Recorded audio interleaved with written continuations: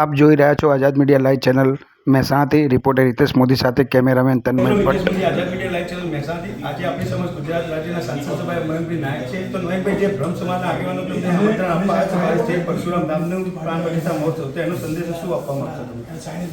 22-23 તારીખે મહેસાણા લાખોડ ખાતે આખા પંથકનું ગૌરવ પરશુરામ ધામ એની પ્રાણ પ્રતિષ્ઠા મહોત્સવ યોજાઈ રહ્યો છે। એમાં હું પણ આમંત્રણ આપી છું, પણ આવવાનું છું। આપના માધ્યમથી બધાને વિનંતી કરું છું કે બધા જ લોકો આવે અને ભગવાન પરશુરામની જે ભવ્ય પ્રતિમા બની છે એના દર્શનનો લાભ લે। સ્થાપિત થયું છે એમાં તમે કેવો ગૌરવ અનુભવો છો? લાખોડ મારું વતન છે, પણ હવે લાખોડ રહ્યું નથી, હવે મહેસાણા મહાનગર થઈ ગયું।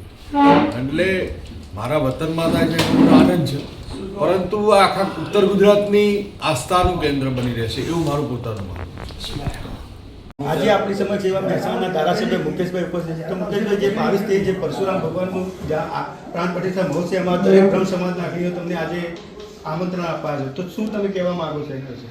આજે મહેસાણા શહેરની અંદર એક નવું નજરાણું અને પરશુરામ ધામ ખરેખર ઉત્તર ગુજરાતનું, આખા ગુજરાતની અંદરમાં કહીએ તો પણ ચાલે, પરંતુ ખાસ કરીને ઉત્તર ગુજરાતની અંદર એક પરશુરામ ધામ જે 22-23 તારીખે એનો પ્રાણ પ્રતિષ્ઠા ઉત્સવ યોજાયો છે। અને એમાં વિશેષતા એ છે કે પરશુરામ દાદાની મૂર્તિ એ 40 ફૂટ આખા ભારતની અંદર સૌ પ્રથમ આ મૂર્તિનું અનાવરણ થઈ રહ્યું છે।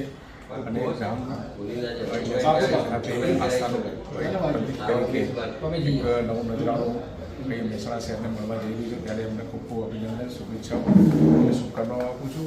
અને આ પ્રવાસન સ્થળ તરીકે આગામી સમયની અંદર છે એવી પરશુરામ ભગવાનના ચરણોમાં પ્રાર્થના કરું।